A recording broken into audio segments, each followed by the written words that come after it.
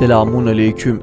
Bugün miladi 12 Haziran 2022 Pazar, Hicri 13 Zilkade 1443. Günün ayeti. Allah kıyamet günü kendisinde ihtilafa düştüğünüz şey hakkında aranızda hükmedecektir. Günün hadisi. Allah dünyada bir kulunun ayıbını örterse kıyamet gününde de mutlaka onun ayıp ve kusurunu örter. Tarihten haberdar olmak için tarihte bugün neler yaşandı hep birlikte bakalım. 1830 Fransa Cezayir'i sömürgeleştirmeye başladı. İlk adımda Sidi Ferruh'a 37.000 asker çıkardı. 1898 Filipinler İspanya'dan bağımsızlığını ilan etti.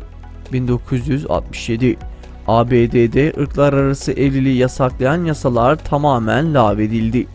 1984 Urfa'nın adı Şanlıurfa olarak değiştirildi. Urfa'ya Şanlı lakabı Fransız işgaline karşı Urfalıların verdiği mücadele nedeniyle verildi.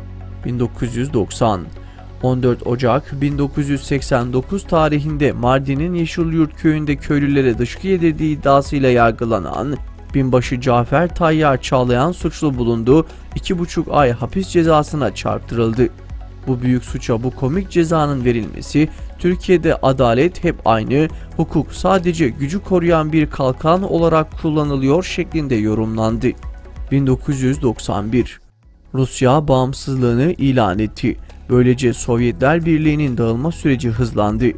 2013 Diyarbakır Cumhuriyet Başsavcılığı 34 kişinin ölümüyle sonuçlanan Uludere'deki olayın soruşturma dosyası hakkında görevsizlik kararı vererek dosyayı Genelkurmay Askeri Savcılığına sevk etti. Karar tepkilere neden oldu. 2015 Siyonist işgali ordusu Filistinli çocukların katledilmesinin serbest olduğuna karar verdi. 17 Temmuz 2014 günü Gazze sahilinde futbol oynayan 4 çocuğun katledilmesiyle ilgili davada kimseye ceza verilmedi. İşgalci ordu sözcüsü pilotlar hukuka uygun hareket etti dedi. 2018 ABD Başkanı Donald Trump'la Kuzey Kore Devlet Başkanı Kim Jong Singapur'da bir araya geldi. Singapur'daki zirve sonrası imzalanan anlaşmada Washington güvenlik garantisi verirken Pyongyang nükleer silahsızlanma taahhüdünde bulundu. 2018 Ömrünü İslam'a adayan ve İslam davası için yıllarını zindanlarda geçiren Seyda Muhammed Said Varol vefat etti. Seyda zor şartlar altında birçok hayırlı işe vesile olmuştu. Yüzlerce talebe yetiştirmiş, İslam davası için hep koşuşturmuştu.